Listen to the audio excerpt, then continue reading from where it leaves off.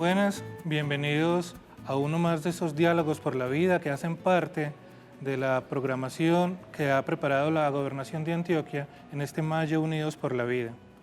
Hoy nos encontramos para hablar de la no violencia.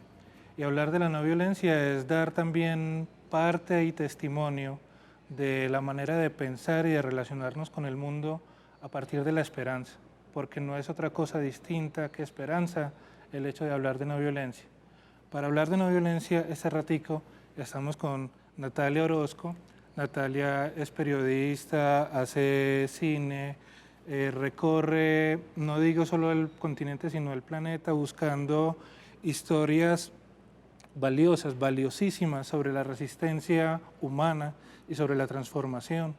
La transformación no solo de los espacios que la gente habita, sino la transformación de la vida de la gente. John Fernando Mesa está en Red de Paz. Red de Paz es una organización que lleva ya décadas inspirándonos a muchos que hemos estado vinculados de una u otra manera con todos los asuntos de paz de este país. Uno no podría hablar de la convivencia en términos generales políticos y cotidianos sin hablar de lo que Red de Paz ha hecho. John Fernando, muchas gracias por estar con nosotros. Y Luis está con nosotros porque alguien tendría que ser maestro y vos ocupaste ese lugar desde hace ya más de 30 años, cuando empezaste a cultivarte en la no violencia, yendo incluso a la misma escuela que fundara Martin Luther King, encontrándote de primera mano con todos esos testimonios y compartiendo los caminos de vida, incluso hace 13, 15 años, en ese camino a Caicedo que no olvidamos y que no solamente son Gilberto y Guillermo, sino los 8 soldados que con ellos estuvieron y murieron, y sobre todo el camino de no violencia de las comunidades que han sabido resistir en los peores momentos de la violencia de este país. A ustedes tres muchas gracias, yo todavía me llamo Juan, y quisiera que comenzáramos esta conversación. Estamos en un tiempo muy raro. Esto pues de no poder uno salir, de saber que uno se tiene que cuidar uno primero para poder cuidar al otro, las madres primerizas que no saben cómo enseñarle a abrazar a sus hijos, vos que tenés el encuentro con las denuncias de la violencia intrafamiliar, hoy más que nunca, y lo hablábamos, aprender a convivir con el planeta.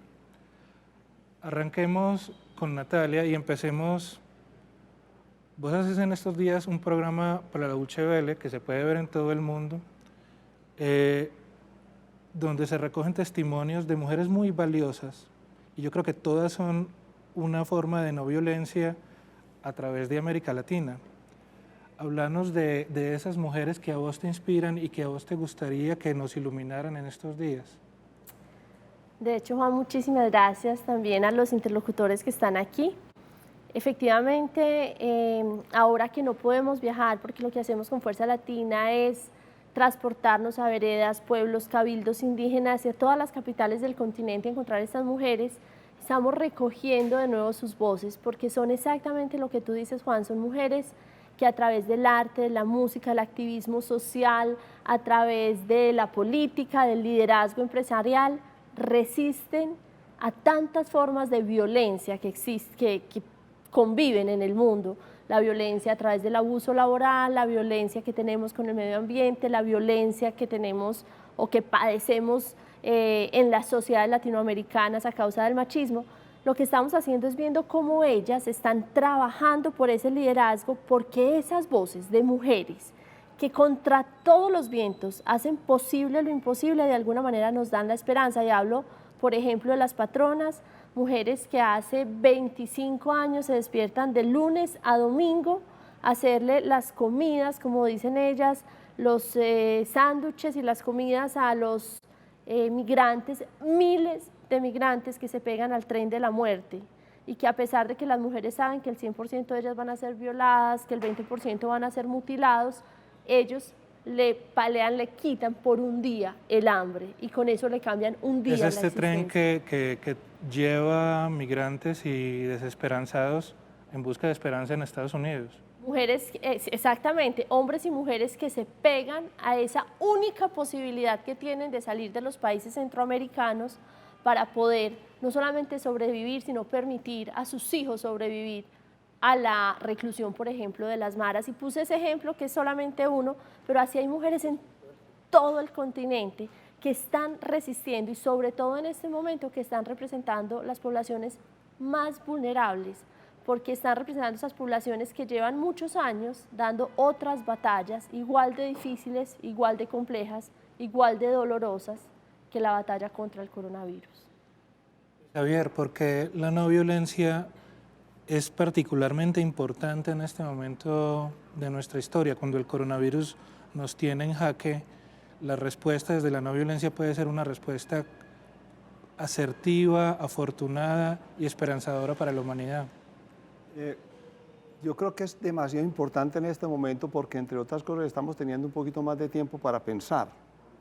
Viktor Frankl dice que entre el estímulo y la respuesta hay un espacio, y es en ese espacio donde radica, de acuerdo con nuestra respuesta, nuestra libertad para escoger la libertad y nuestro crecimiento.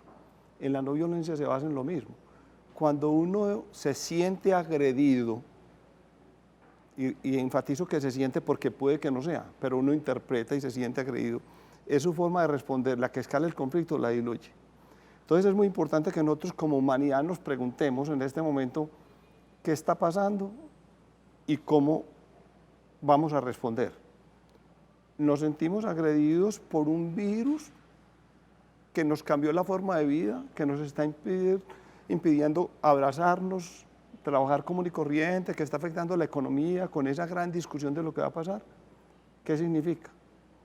James Lovelock demostró que la Tierra, científicamente demostrado, es un ser vivo, y ese ser vivo está respondiendo. Entonces nosotros tenemos que ver cómo vamos a responder a nuestra reacción con ese ser vivo, que por primera vez en 100 años está teniendo, gracias a este virus, un respiro, porque los estamos acabando. Yo creo que esa es como la gran reflexión, y por eso la no violencia es tan importante, porque la no violencia es cuando yo actúo desde mi buena fe, no a vencer al otro, sino pensando en el bien común. Y el bien común, nos lo está demostrando, depende de todos. Entonces creo que es crítico. Cuando uno habla de esa gran casa común que es el planeta, no se le puede olvidar la primera casa, que es el hogar, John Fernando. Y Red Paz, si algo tiene, son unos oídos muy grandes, porque, Ave María, si reciben las denuncias, los desesperos, las quejas, los lamentos y los llantos de mucha gente en esta ciudad. Cuando estamos en confinamiento obligatorio, vos y tu organización, ¿cómo perciben la realidad de la violencia intrafamiliar? ¿Qué está pasando casa adentro? Que eso no sale en las noticias, John. Rico estar aquí con Nati, con Luis Javier y con vos, Juan. Es un problema que no solo es en nuestra Medellín, está pasando en toda Colombia y básicamente Latinoamérica. Es muy fuerte el problema, o sea, es esas realidades de ese otro que siempre habíamos hablado, pero que nunca lo habíamos visto en el hogar, ¿cierto? Es esa mujer que no está encontrando ningún respaldo, pero es ese niño también y esa niña que no es comprendido en su forma de ser. Porque mínimamente esta gente, cuando tiene la posibilidad de encontrarse con el otro, se sintoniza de una forma que el otro no lo comprende muchas veces, ¿cierto? Entonces es el padre que no se aguanta al niño brincando todo el día, pero también es ese padre con la necesidad de que no tiene empleo, de que no puede salir a la calle, pero también esa madre con todas esas faltantes y toda esa angustia que maneja, porque es ver a su hijo, verse a ella misma en ese momento en que está, pero también escuchar las necesidades de su niño y también entender al marido, ¿cierto? Entonces es una configuración muy extraña en nuestras familias y eso está desbordando a que, primero, no sabemos hablar, el diálogo no lo sabemos conectar, entonces como no tenemos conectores que nos ajusten, y sabemos que donde no hay palabra, tristemente juega en la violencia. Entonces es como no alcanzamos a comprender, por eso esta pandemia nos está llevando a que nos tenemos que repensar cuáles son los valores que vamos a tener que trabajar, cuál es la forma de trabajar la convivencia que vamos a tener. O sea, no es la ausencia del otro, es ya tener al otro ahí, pero cómo lo vamos a saber manejar, ¿Cómo vamos a saber qué es lo que él quiere y traducir ese mensaje a mi vida cotidiana? Es muy complicado y por eso la violencia intrafamiliar en este momento está despegada, porque no tenemos nortes. O sea, no teníamos como esa posibilidad de vernos dentro del hogar, nos veíamos fuera del hogar, nos veíamos en un estadio de fútbol, nos veíamos en una cancha, nos veíamos en un templo a nivel espiritual, pero no nos veíamos dentro de la casa, ¿cierto? Y con ciertas cosas que en la casa están pasando, o sea, primero, en la casa, y una forma que hemos descubierto muy importante, aunque no todas las casas son iguales, ya no hay ese comedor que nos unía, ni esa tabla, ni esa mesa que nos unía, sino que cada quien en su momento utiliza esa tabla o ese comedor o ese espacio donde toma los alimentos para formas distintas. O sea, ya no hay esa común unión de que teníamos de que ese espacio. Entonces, pero es que además eso se le volvió al que puede, esa es la oficina, sí, ese es el lugar para hacer las tareas, para sentarse a hablar por el teléfono con el novio que hace 2 meses ya no ve. Entonces... Sí, entonces esos espacios se convirtieron como en multiespacios, pero no le estamos dando la identidad que era antes, que era sentarse a hablar, sentarse a mirar a los ojos. Eso ya no lo tenemos, entonces son cosas que hay que seguir desarrollando. Por algo siempre se habla de las mesas de negociación, es sentarse a la mesa, claro, a tratar de buscar acuerdos.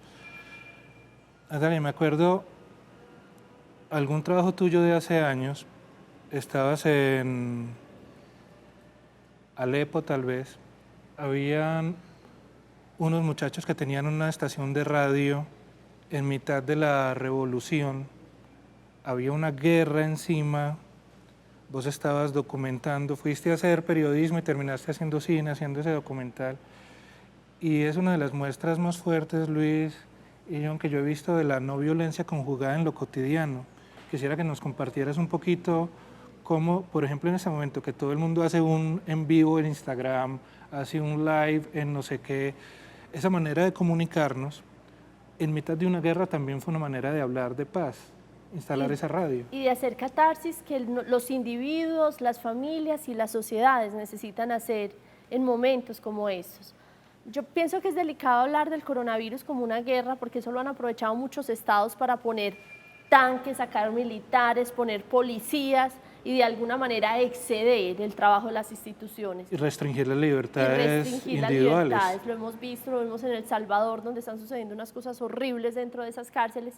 Pero si estamos en una batalla esta vez contra un enemigo desconocido, como se ha dicho tanto, pequeño pero absolutamente mortal. Y lo que vivía en Libia, de alguna manera, eran también personas que estaban batallando contra algo que es muy peligroso, que es muy doloroso y que ha dejado muchas víctimas, que es la censura. La extrema derecha y la extrema izquierda, cuando se vuelven dictaduras, se vuelven de una crueldad inarrable. Y son igual de perversas. Y son igual de perversos. Y en Libia era condenado prácticamente a muerte o a cadena perpetua cualquier joven que hiciera música. Y cuando empieza la revolución, que inicialmente empieza por la gente y después desafortunadamente se la toma la OTAN y las sociedades e intereses occidentales, pero al inicio los jóvenes empezaron a hacer música subterránea, empezaron a cantar y a decir y a poner en palabras lo que les dolía. Y muy rápidamente aprovecho este momento para decir que bienvenida a las redes, bienvenida a las comunicaciones, bienvenida a la tecnología, pero es cuando más tenemos que cuidar el lenguaje. Porque es cuando la palabra, como tú dices, empieza a ocupar un lenguaje protagonista en el mejor de los casos, pero ¿qué palabra? Que empezamos a retrinar, que empezamos a repostear, que empezamos a cantar. Porque no podemos olvidar que allá hay un terreno fértil de personas que están esperando los mensajes de quienes pueden ser multiplicadores de una u otra manera, y cualquier persona que nos esté viendo, porque es un youtuber, porque es un influenciador, porque tiene hoy más que nunca una responsabilidad. Una palabra maldicha puede generar una reacción y puede incluso cobrarse una vida. Por favor, que no se nos olvide, Juan. Importantísimo, muy importante, porque cuando mencionabas, por ejemplo, lo de la música, pienso en tanta gente ahora que a través de la música y del arte ha encontrado no solo una forma de expresión, de comunicación y de puente, sino también una manera de seguir existiendo. Yo creo que hay muchos artistas que ahora están haciendo más conciertos que cuando podían salir a la calle. Y muchos de nosotros nos hemos sentido más acompañados porque el viernes toca Fito Páez, el lunes toca no sé quién, Juanes toca el domingo, y cualquiera puede verlos, cualquiera puede estar con ellos, y ellos tienen esa responsabilidad muy presente en la palabra. Por eso menciono esos nombres solo por citar algunos. Las palabras son el fundamento de cualquier filosofía, Luis Javier. Si uno no dice no violencia, ¿qué otras palabras para vos son sinónimo de no violencia? Para que la gente nos entienda también en términos de lo cotidiano. Yo te agradezco mucho esa pregunta, porque es muy importante, porque yo digo que la única crítica que yo le escucho, digamos, a la no violencia, que no me atrevo a refutar porque no conozco, es que empieza con no, y que la neurociencia no sé qué, pero es una traducción de una expresión sánscrita, porque es claro que Gandhi fue el primer ser humano que empezó a practicar la violencia como tal, aunque es tan antigua como el hombre, no me voy a extender en eso, y encontró por concurso inclusive esto que estamos haciendo, ¿cómo se llama? Entonces, satyagraha, en sánscrito satya es verdad o amor y graha es fuerza, la fuerza de la verdad o la fuerza del amor. Y cuando funcionó tan impresionantemente, un italiano que se llama Aldo Capitini lo tradujo como non-violence, y de ahí no violencia, porque primero se tradujo al inglés. Pero en palabras sencillas, la no violencia es muy elemental. Es mejor por las buenas que por las malas. Mejor vivir bueno que maluco. Yo mucho le pregunto a los muchachos en los colegios, alcen la mano los que les gusta que los traten por las malas, y nadie alza la mano. Entonces yo repito, hombre, es que no me están oyendo, empiezan a reírse. El problema es cuando uno empieza a decir, no, pero es que a eso sí, es que hasta así, al hincha de tal, al que se pone tal, a ese sí hay que... A nadie le gusta que lo trata por las malas. La no violencia dice, la única forma de cambiar un enemigo en un amigo es el amor. Y se recurre a eso. Entonces, a la esencia de la no violencia es el amor. Y por supuesto, la palabra es lo que refleja el sentimiento, las palabras. Y ahí que eres comunicador termino con, yo creo que esa es una gran responsabilidad de los medios en el mundo, pero en Colombia. Yo creo que si uno hace un análisis prácticamente de cualquier medio sin excepción. Y hay una revista muy importante que yo dejé de suscribirme hace mucho tiempo, antes de que supiera bastante de no violencia, porque usted simplemente coja los adjetivos que los utiliza, que nombran la realidad. y mire la prensa y los medios, no hable de los temas, los objetivos, los adjetivos calificativos, y cualquier persona dice, eso está lleno de violencia. Solamente se reconoce lo que se conoce. Entonces, cuando uno lo entra, uno empieza a entender en pequeños gestos, por ejemplo, el machismo. Uno se da cuenta mucho más fácil donde hay machismo. A partir de la palabra, de donde uno dice, y es el poder de la palabra. Y bien lo decía Mandela, que uno no nace aprendiendo, uno no nace sabiendo odiar se enseña. Y por eso mismo uno puede enseñar a amar antes que enseñar a odiar. Y yéndonos por ahí, por el camino que nos marca don Nelson, yo quisiera recordar algo que creo que es bueno de vez en cuando. No vivimos en el planeta pandemia, vivimos en el planeta Tierra. La gente se sigue muriendo de cáncer, la gente se sigue muriendo de los mismos dolores, la gente sigue teniendo esta inequidad como la raíz más fuerte. Todo lo que no se hablaba desde antes de declararse la pandemia mundial sigue estando acá. Y la gente tiene que atender y entender y sobrevivir a lo mismo de siempre, solo que con esto que agrava todo más. Y ahí se me viene una palabra y es desaparecidos. Los desaparecidos siguen apareciendo en el lenguaje, en las cifras, en las historias de las familias. Recuerdo en este momento una madre que desapareció el 1 de enero en el barrio Castilla de Medellín. Su hija estaba saliendo hasta que pudo con el letrero de su mamá a la Universidad de Antioquia, al Parque de las Luces. Ahora solo lo puede hacer por redes. Van 130 y algo, 140 y algo, 100 lo que le ponga de días de que usted vea esto, y esa mamá no ha vuelto con ninguno de sus 3 hijos. Red de Paz y el trabajo tuyo, John, ha sido también visibilizar esas búsquedas, que muchas veces son más de los ciudadanos que hasta de las autoridades. Conversemos un ratico de eso. Sí, yo creo que ese es un problema clave, que la ciudad muchas veces lo veía en los 80 y en 90, algo que se llamaba desaparición forzada, ¿cierto?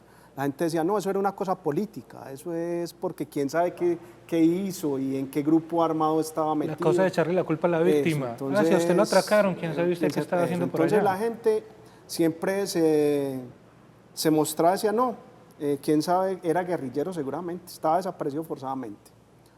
Hoy la palabra forzado sigue existiendo, porque de todas maneras porque nadie se desaparece forzado. porque quiere. Sí. Pero muchas veces ya hay que quitarle ese apellido de forzado, hay que ser desaparecido, ¿cierto? Porque tristemente en esta ciudad, una de las cosas que también estamos empezando a ver, porque la gente muchas veces está dejando el miedo cuando habla, y la palabra aquí vuelve y juega, por eso la vida es muy importante cuando se mira desde la palabra, que es empezar a hablar del desaparecido, ¿cierto?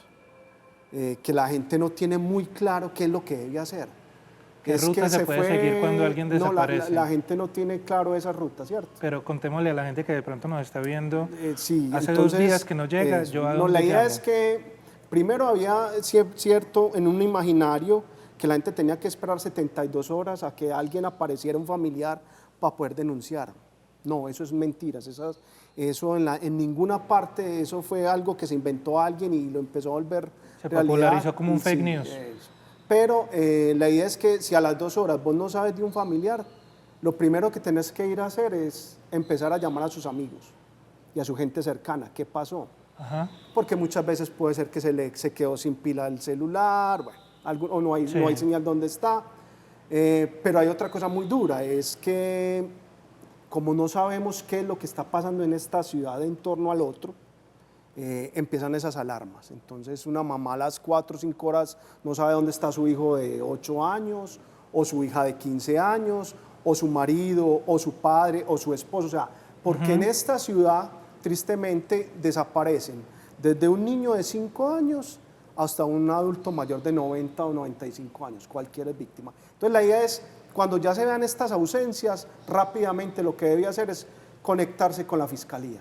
Rápidamente. Ese es el primer paso que debe hacer, conectarse con la fiscalía.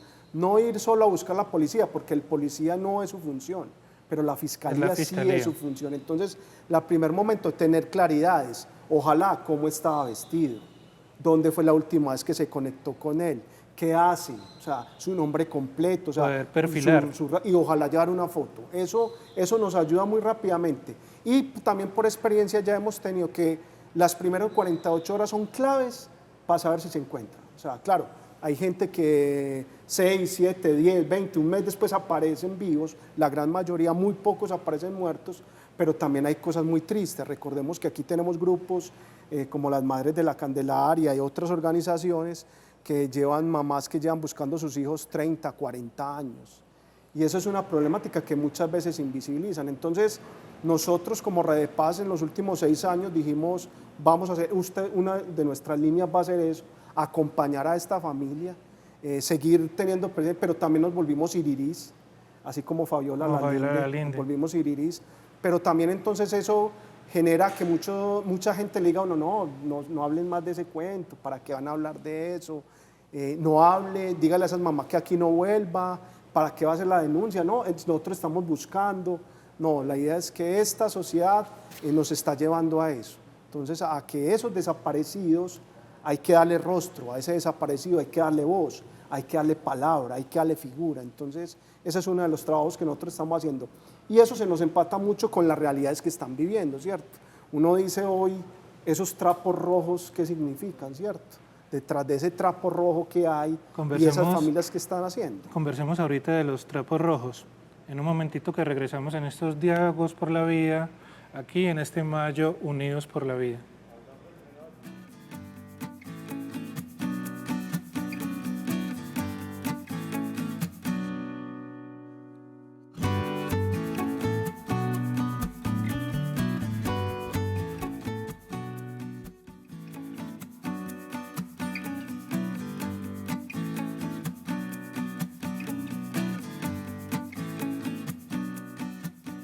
Seguimos aquí en estos diálogos por la vida y habíamos parado en 2 palabras que son muy fuertes, son los trapos rojos, que son como una realidad que se nos asoma en las ventanas, en los balcones, no de tu casa, no de la tuya, no de la tuya y no de la mía, pero sí en muchos sectores de esta ciudad, en la Comuna 13, en la 8, en la 1, en la 2, y nos descuidamos y van a llegar otros más.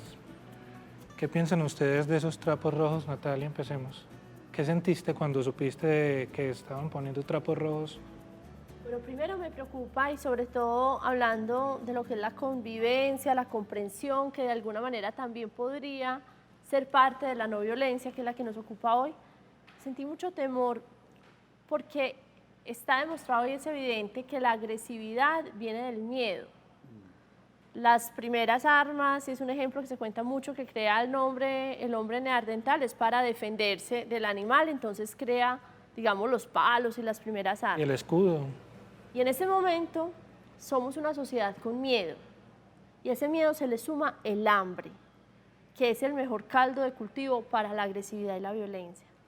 Detrás de cada trapo rojo yo me pregunto si hay una mujer maltratada, si hay un niño o una niña violada, si hay un ser humano vulnerado. Y es por eso también, perdón, que aproveche este espacio para tratar de dar esos mensajes.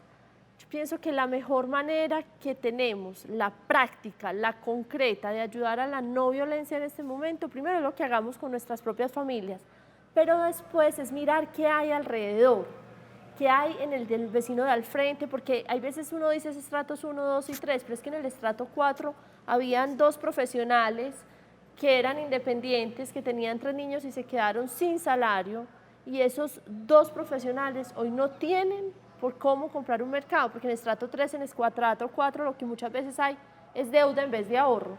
Entonces, la violencia está llegando a unos niveles que no siempre han sido los estratos menos favorecidos, violencia ha habido en todos los estratos, pero ahora está navegando en un caldo de cultivos. ¿Cómo podemos paliarlos? Los que por el momento tenemos, digamos, la nevera con alimentos, viendo qué está pasando al lado. Hay muchas personas que nos escriben, de pronto ustedes también, diciendo, ¿a qué causa me puedo sumar?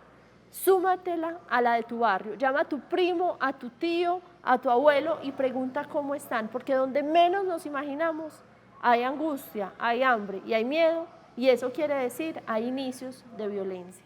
Y me recuerda eso, qué pena que los interrumpa, que hace unos años trabajaba yo en un programa de televisión y nos encontramos con un fenómeno que hasta ese momento no estaban nombrando mucho, Luis, es la pobreza vergonzante, precisamente lo que vos decías, trato 5, 6, donde hay un modo de vida, se pierden los ingresos, pero tampoco uno es capaz de salir a decir estoy mal. Ni de poner el trapo. Ni de poner un trapo rojo. Y la primera consecuencia de eso fue que se aumentaron de una manera escandalosa el número de suicidios en Medellín. Ante esta realidad, y aquí no lo vamos a solucionar en esta conversación de 4, pero creo que sí estamos para dejar ciertas inquietudes, la pregunta sobre el suicidio es una pregunta que no puede ser ajena a nosotros como sociedad.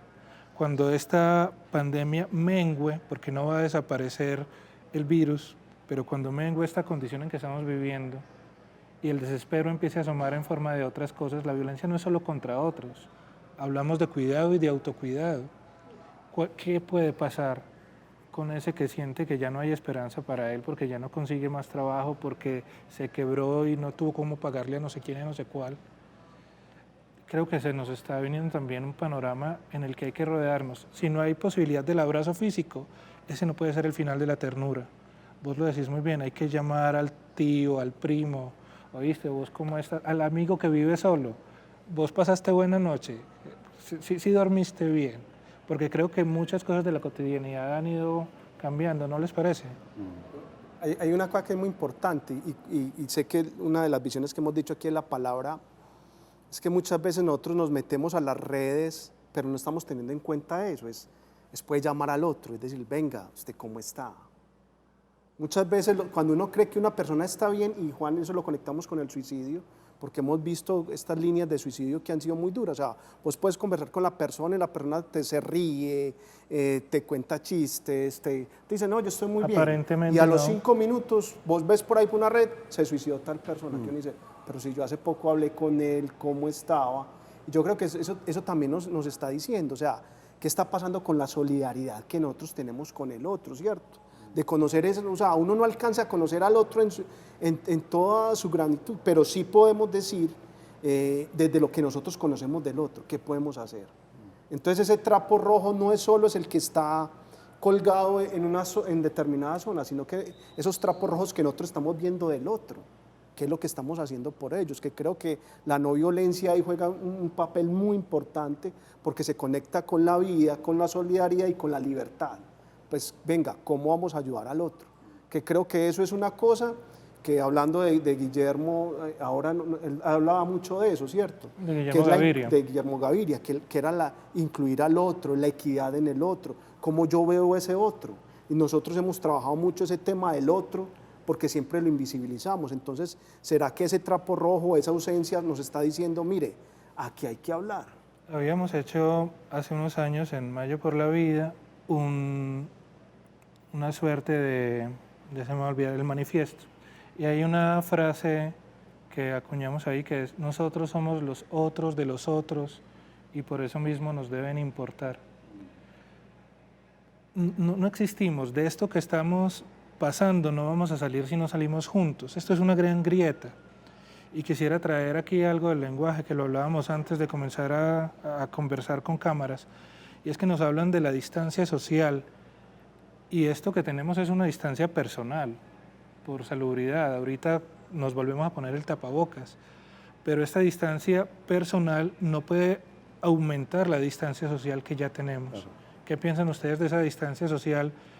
Porque es que vos diste en el clavo en algo, Natalia, desde el principio, dicen el lenguaje.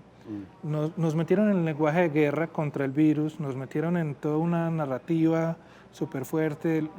Son héroes, los médicos, sí, son héroes, pero son una gente muy mal paga, pues, entre otras cosas.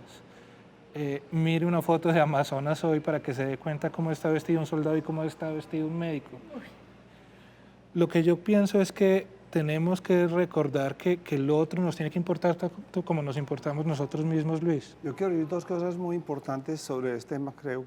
La primera es que aunque estas son cifras mundiales sobre el suicidio, yo creo que el suicidio es el gran indicador de que el mundo no va como debe ir, porque el suicidio es casi inexplicable. Pero los homicidios, las muertes violentas por homicidios y por accidentes, grosso modo, son iguales a los suicidios. O sea, los suicidios la mitad de la muerte violenta en el mundo. Eso es aterrador, es la primera reflexión. Y lo segundo, sobre el poder de la palabra. Ustedes son comunicadores y seguramente lo saben, yo lo aprendí hace unos años. No solamente es el poder de la palabra verbal, porque se dice, los expertos dicen que comunica entre el 7 y el 30% del oído con las palabras, el otro son los gestos. Yo me refiero mucho a los gestos, a cómo uno mira al otro, a las actitudes. Y eso es lo que tenemos que cuidar muy especialmente en esta época. Y con un tapabocas, qué importante es la mirada. El padre Baena, termino con esto, que es uno de el teólogo más importante que ha tenido Colombia, uno de mis maestros cuando empecé a estudiar espiritualidad, porque aprendí por la práctica de la no violencia que hay una cosa muy distinta y es cómo respondes tú siempre por las buenas, entrenándote y entrenándose ese espíritu. El padre Baena dice, ¿dónde empieza la compasión? Mirando a los ojos. Pero mirando al otro con ese sentido de compasión, con el mensaje que dice, tú me importas. Yo creo que eso es una cosa fundamental. Y yo creo que sería muy interesante que los médicos nos informaran cómo han aprendido. Te aseguro que han aprendido enormemente de cómo se mira y se transmite con los ojos. Como les decía hace un rato, la no violencia es un sinónimo de esperanza. Y cuando estamos hablando de un Mayo Unidos por la Vida, también estamos hablando, a pesar de todas las dificultades, de posibilidades de esperanza. Les voy a poner de tarea a los tres, yo voy a contar también una historia breve, de uno de esos casos en que ustedes dicen, vea, en tal persona, en tal organización, en tal cosa que yo viví, vive la esperanza y se transforma y se cuenta en forma de no violencia. Yo voy a contar una muy pequeñita para traer a Mayo por la Vida cuando estábamos en la alcaldía de Aníbal Gaviria a ese momento, y es que en ese Mayo se hacían muchas cosas como hoy mismo también se están haciendo. Habían otras condiciones físicas, y de todos esos eventos había uno que a mí me enternecía particularmente y era el almuerzo de la mamá, la comida de la mamá. Y es que las madres de la Candelaria, madres de desaparecidos, nos propusieron que ellos lo que tenían más enraizado como un dolor era no poderle cocinar al hijo que no tenían. Entonces buscamos un hogar de niños huérfanos de la guerra que lo que más extrañaban era que su mamá les cocinara, y juntamos a estas madres sin hijos y a estos hijos sin madres, y ellas cocinaban el Día de la Madre, ellas para ellos, y comían, y parecía de verdad que le estuviera sirviendo Teresita Gaviria a Cristian Camilo, que se llama su hijo desaparecido hace ya 22 años. En ese gesto yo veía que uno puede seguir dando ese amor que a veces se queda aplazado. Eso para mí es no violencia. Ahora mismo hay mucha gente que como no se puede abrazar, le manda comida a otro. Y uno ve, lo llaman y sale y que llegó a un domicilio y es un regalo de alguien que pensó en vos. Esos gestos que parecen mínimos, creo que son muy grandes y nos ayudan a mantener fresca esa mirada. Ejemplos que ustedes vean de cosas que conocen en donde la no violencia siga expresándose en esa forma cotidiana. No, pues yo tendría muchos, o sea, de todas las organizaciones que hacen parte de la Mesa por la Vida y de Red de Paz, hay muchas, pero va una muy rápida. Hay una organización que se llama Las Sabinas, son mujeres de Bello y de la Comuna 2 de acá de Medellín, y ellas se reúnen y empiezan a hacer eso, o sea, a hablar, a contarse, a tejer, tejen, pero también le ayudan a la otra. Entonces, ¿cómo ve? Esta le hace falta esto, entonces cómo recogemos un mercadito también desde la pobreza que ellas manejan, pobreza pues económica, pero todas se juntan y es una cosa muy bonita porque uno dice, el dolor de una se vuelve el dolor de todas. Y el estómago de uno se vuelve todos. Entonces la necesidad de una es de todas. Entonces muy bonito porque, por ejemplo, una de ellas, el hijo no tiene para comprar cuadernos y todas dicen, venga, miremos a ver cómo hacemos. Entonces hacen una rifa, se mueven, tocan puertas. Entonces uno dice, la solidaridad y cómo es tan potente con estas mujeres. Digo que siempre nos llenan y seguramente así tenemos experiencias para contar de mujeres y de grupos organizados de niños, de jóvenes, de población LGTBI, como esta población también, por ejemplo, hace una también muy rápida, Casa Diversa aquí en la Comuna 8. Se juntan todos estos muchachos y muchachas y buscan cómo proteger al otro. Entonces uno dice, venga, independientemente si no es de ellos. Ellos dicen, no, venga, es que aquí todo ser humano hay que respetarlo, así como muchas veces no lo respetamos a ellos, pero ellos dicen, yo sí respeto al otro. Entonces, son miles de ejemplos. Vos.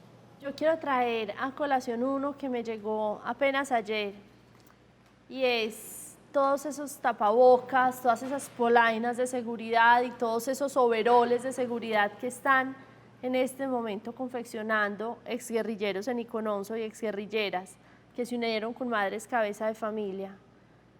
Para quienes creen que el proceso de paz fracasó, para quienes nos quieren hacer creer que la guerra es un camino, ahí tenemos, creo que miles de personas trabajando, haciendo cosas para la vida, para salvar la vida, para proteger la vida, lo han donado a centros médicos, lo están vendiendo a muy bajo precio para ellos tener medios de subsistencia, pero todas esas cosas que además les digo, tienen todas las certificaciones, están a la venta, lo están haciendo excombatientes que hace 5, 6 años estaban quizás haciendo minas antipersonas porque la guerra los obligaba a protegerse y atacar.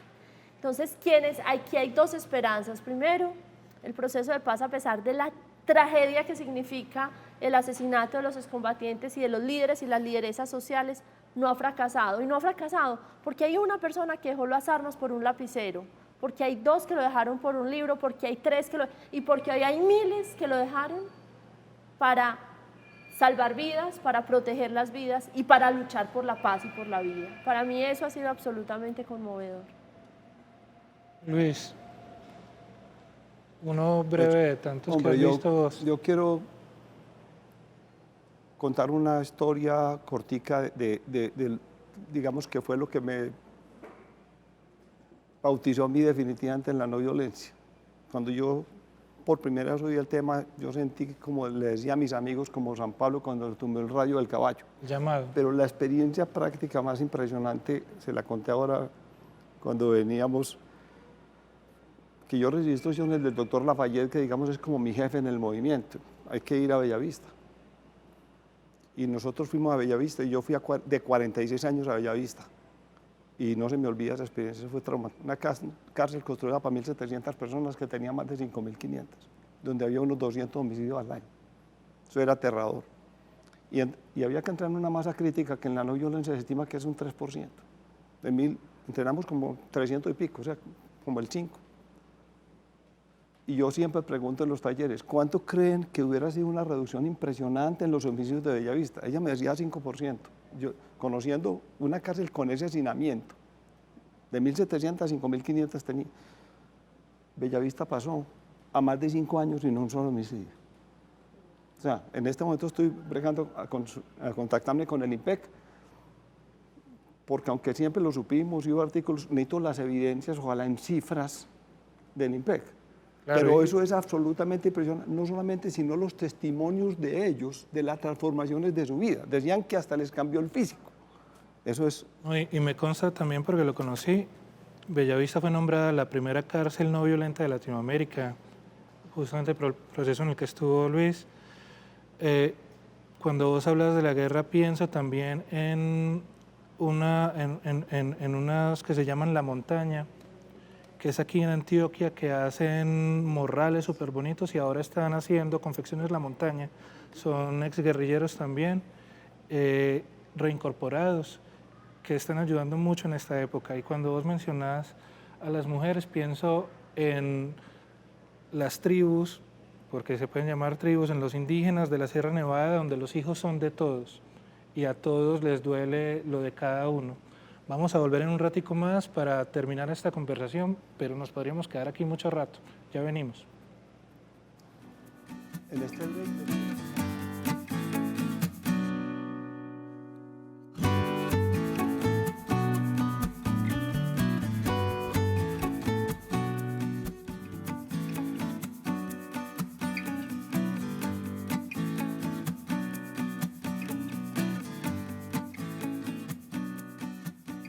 Regresamos para este último tramo de los diálogos por la vida. Hoy estamos hablando de no violencia con Natalia Orozco, con Joe Fernando Mesa, con Luis Javier Botero, pues ya te iba a cambiar el apellido.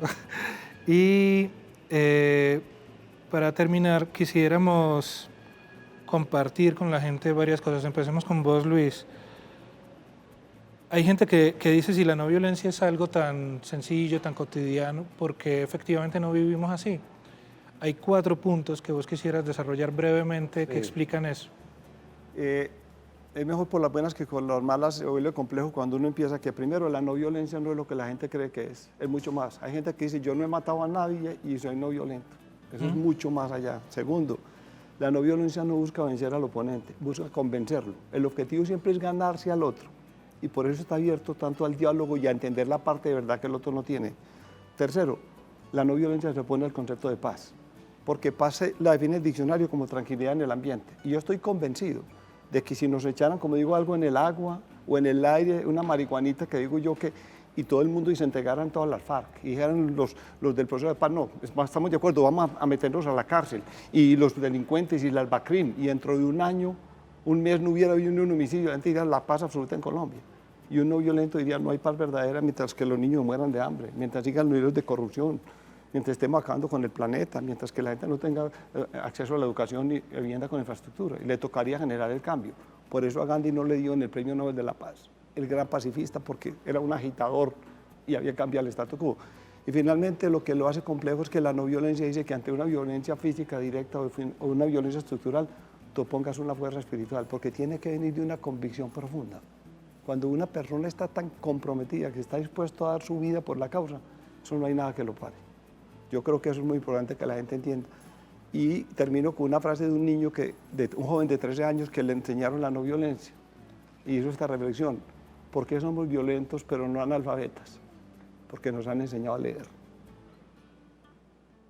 Muy buena tu reflexión, Luis Javier. Hay algo que quisiera traer acá y es, estamos hablando siempre de, volvieron los delfines a la playa de Cartagena, vean las medusas por Venecia, sientan el aire que está más limpio, el planeta está descansando de los humanos. Pero ¿y el día después de todo esto, si hubiera un día después? Yo me imagino que muchos dirán, si la naturaleza recobró su espacio, hay mucho ser humano que va a decir que va a ir a recuperar el suyo, y entonces el smog volverá al aire, la contaminación al río. esta pausa forzada nos ha servido en algo mentalmente desde esta opción de no violencia que es ser amenables con el medio ambiente, con el otro y con uno mismo, en algo. Ustedes son optimistas, don Fernando, Natalia, sobre lo que venga cuando haya una normalidad en que la gente vuelva a unos términos productivos, a una posibilidad de viajar y a cambiar el diccionario porque masivo ya va a ser otra palabra, no van a ser 20.000 sino 50. Nati, dale si quieres. Quiero ser optimista. Yo no sé si en las generaciones nuestras los cambios van a ser estructurales, pero yo sí creo que está surgiendo, y quiero decirlo en el mejor término o en la aproximación más positiva, un ejército de activistas ambientales. Están creciendo unos niños que entienden que más que militares necesitamos médicos bien y dignamente pagados, que necesitamos activistas por el respeto a las mujeres. Que yo sí creo que en las nuevas generaciones están saliendo reflexiones quizás menos sofisticadas de nuestros grandes pensadores, pero más prácticas, más del día al día. Y simplemente lo que yo quiero decir muy rápidamente es: las mujeres que nos están viendo, en todas las ciudades hay líneas de emergencia. Busquen una oportunidad para saber cuál es el número al que pueden llamar. El 123 Mujer en Antioquia. 123 Mujer en Antioquia, llamar. Incluso pueden pedir una pizza si tienen a su maltratador cerca y les van a entender qué les están diciendo y les van a enviar ayuda. Y dos, el mundo nos está dando una oportunidad única que jamás nos va a volver a dar para repensar cuál es el sentido de nuestra vida. Y se los digo porque yo lo estoy aprendiendo. Tratar de aportar, tratar de dar, tratar de servir. Se los garantizo por los seres que más quiero en mi vida, que son mi papá, mi mamá y mi hijo y mi familia. Es el camino de la felicidad. Inténtenlo todos. Con un celular, con una palabra, con un vecino, con un amigo, tienen la oportunidad en este momento de repensar y transformar su vida para emprender el camino a la felicidad. Yo creo que este encierro nos ha enseñado una cosa de ciudad. Primero, que esa inequidad tan dura que hay, ¿cierto? Que esos trapos rojos de que hablábamos ahora, de esa negación del otro y de no conocer al otro. Pero también nos está dando pistas, porque uno también en esas redes y cuando habla con los amigos uno dice, mire, aquel que no le importaba el otro, pues al menos ya está diciendo, venga, ¿cómo hacemos para darle un mercadito? Aquel muchacho que no tenía ni idea de algo que le podía gustar al otro, está empezando a decir, venga, yo cómo hago parte. Mucha gente nos ha escrito, yo quiero hacer parte de Red de Paz, yo quiero hacer parte de la Mesa por la Vida. O sea, hay una solidaridad que también está empezando a despegar y uno dice, venga, que sí es posible. O sea, las inequidades nos están enseñando que también, por otro lado, que si yo me uno con este otro, puedo generar cosas buenas. Y creo que ese es el camino, ¿cierto? Que si yo me uno con el otro y todos nos unimos, podemos fomentar que la vida sí sea viable. Y una cosa muy importante también aquí, una cuñita rápida. Qué bueno que estos planes de desarrollo nos ayuden a pensar en la sociedad de hoy, pero en ese hombre del mañana. Importantísimo eso, importantísimo no dejar por fuera de esos planes de desarrollo a la cultura. Importantísimo en esos planes de desarrollo darle a la educación el lugar que se merece y a la salud el que siempre se le ha postergado. Básicamente apostarle, Luis, Natalia, a hacer sostenible el mundo del hijo tuyo, del sobrino tuyo, de mis vecinos pequeñitos de 4 y 6 años. ¿Querías decir algo? Yo quisiera decir que yo soy optimista porque la evolución va en ese sentido. La evolución va en el sentido de aumentar el nivel de conciencia, desde el primer organismo unicelular hasta donde vamos. Y yo creo que en la fuerza de evolución y en la capacidad de los seres humanos, puede que a mi generación no le toque, pero yo estoy convencido de que el mundo va evolucionando hacia adelante. Y creo que un problema crítico es los medios de comunicación, que todas las noticias son 99% malas y 1% buenas, cuando en el mundo es al revés. Arrancamos con todo lo malo y les damos que a la gente que esto es el caos, pero el mundo es menos malo de lo que hay. Y lean libros como el de Melinda Gates o el de Michelle Obama para que se llenen de optimismo. O sea, yo creo que hay que manejar las noticias. Es muy importante eso que decís, y ya te voy a dar la palabra, Natalia, es que uno escoge también qué ve, qué busca. No solamente es que eso pusieron en Caracol, eso pusieron en RCN, eso está en Teleantioquia Noticias. No, hay muchos otros medios, hay muchas otras maneras de consumir. también quiero decir que se está generando en todas las familias mucha agresividad interna y mucha violencia. Y es un mensaje para nuestros padres y abuelos. Muchas veces la manera de decirles que los queremos es protegiéndolos, pero como tenemos miedo de perderlos, los protegemos con cierta agresividad. Yo, por ejemplo, he sido agresiva. No salga, o si salen, o si se escaparon a un centro, a un supermercado, el regaño que uno les pega es gigante. Pero ¿cómo se le Yo lo he ocurre hecho, si usted usted tiene es un 73? irresponsable, a usted no le importa, a usted no le importa a mi hijo, es que usted nos va a... Y en realidad lo único que estamos tratando de decirles es, los queremos, ustedes están llenos de vida, de proyectos, queremos que estén con nosotros. Por favor, quédense en casa que nosotros los vamos a cuidar. Simplemente porque sé que es mi caso, es el caso de muchas personas que están teniendo una relación tensa y agresiva con sus familiares porque no hemos encontrado la forma de decirles queremos que permanezcan con nosotros muchos años. Y hay algo más ahí también que toca con lo de todos nosotros. Yo creo que cada uno desde donde está, y lo hemos dicho creo que desde el primer minuto, puede ayudarle a alguien cerca. No tiene que publicarlo en Facebook, hágale tranquilo, no le tome la foto, pero ayude. Hay unos milagros tan pequeñitos y tan grandes. El otro día había una niña que no tenía un computador y estaba haciendo unos dibujos, vendiéndolos para poder tener el computador. Alguien se dio cuenta, el computador apareció a los 2 días y se dieron cuenta que la familia entera había venido de un incendio, ya van a tener casa. Hay cosas que pasan sin necesidad de hacer grandes alaracas, como todos los ejemplos que ustedes han estado contando, y que no hay que ser un superhéroe, no hay que ponerse una capa, no hay que ser médico, no hay que tener el título de héroe, de nada. Simplemente hay que ser humano. Ser humano es siempre la tarea pendiente. Vivir es algo más que respirar. Muchas gracias, Natalia. Muchas gracias, Juan. Muchas gracias, Luis. John. Juan soy yo. Muchas gracias a ustedes por acompañarnos en este ratico de los diálogos por la vida. Nos encontramos en el camino.